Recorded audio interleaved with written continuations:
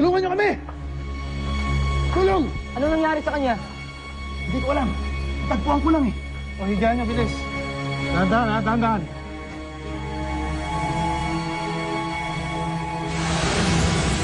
Magpapakasal ka talaga, Nada. Baliwala na ba sa'yo ang responsibilidad mo bilang isang tagapagligtas? Pero ginagawa ko naman yung pananagutan ko Hindi pa ba sapat yun? Hindi. Simula pa lang sinabi ko na sa'yo na malaki ang sakripisyong gagawin mo. Dahil bawat oras, bawat sandali ng buhay mo ay dapat nakaukol sa pagtulong sa mga tao. Pero paano pong sarili kong kaligayahan? Tama na ba rin ang babaeng ito, Wala ko akong kinalaman dyan. Sa mga pulis ka nila magpadiwanag. Hoy! Sandali! Saan ka pupunta? Guard! Abulin siya! Kung hindi ka matututong isang tabihan, Nada, balang araw yan ang magiging dahilan ng pagbagsak ni Darna. Oo, masaya ka ngayon. Pero handa ka ba sa magiging kabayaran nito?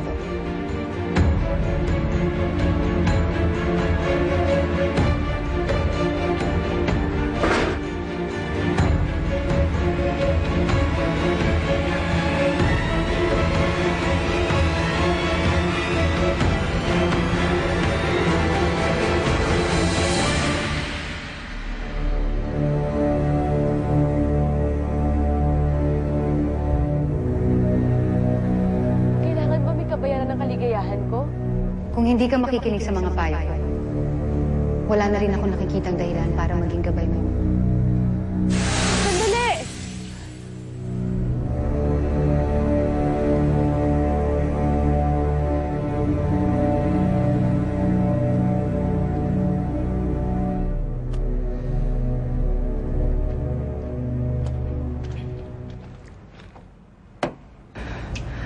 Sino ka?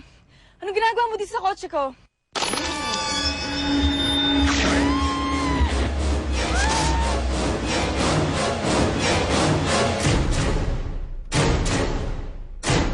Dinaramdam ko, Gabriel, pero hindi na magbabago ang isip ko. Pero Father, nakikiusap ako sa inyo. Umalis na tayo dito. Umalis na kayo dito. Kung meron man babalikan yung babaeng lawin, kayo yun. Gabriel, hindi ko pwedeng iwanan ang simbahan.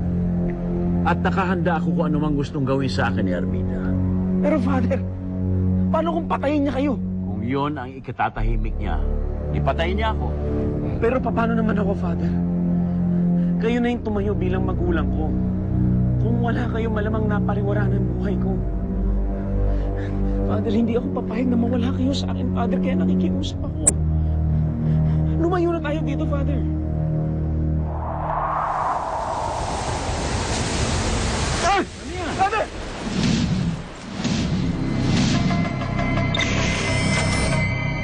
Armida? Aleli? Aleli! Miss Perfecta, may kailangan po kayo? Aleli! Miss Perfecta...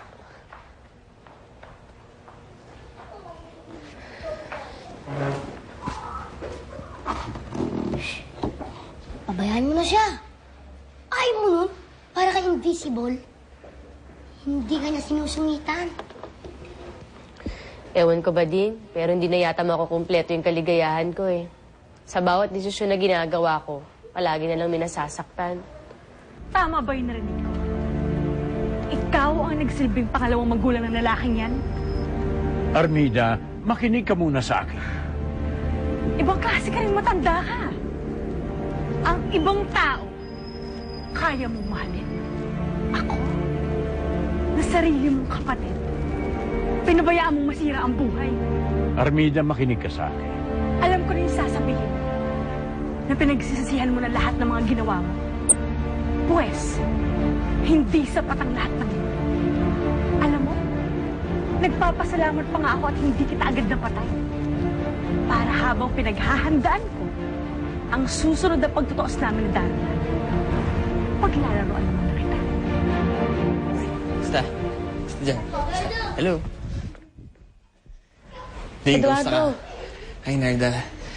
Narda, pwede ka ba magpaalam kay Miss Perfecta? Nako, hindi mo na kailangan magpaalam. Kasi hindi na siya pinapansin ng dragon. Ding!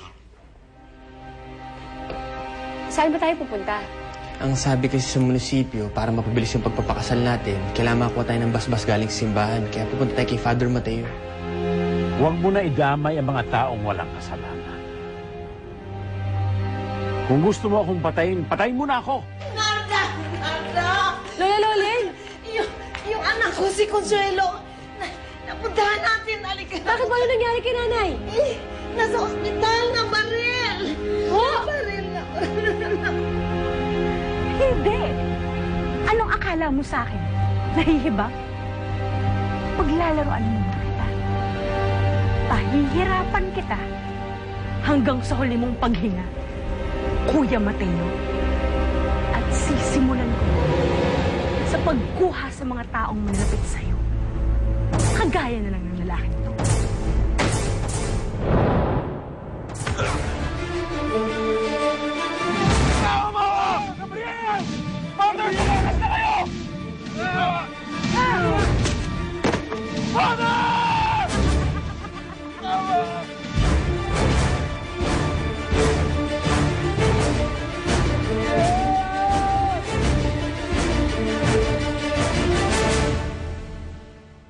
As easy as LBC. L, LBC branch. B, bahay. Or C, card. May choice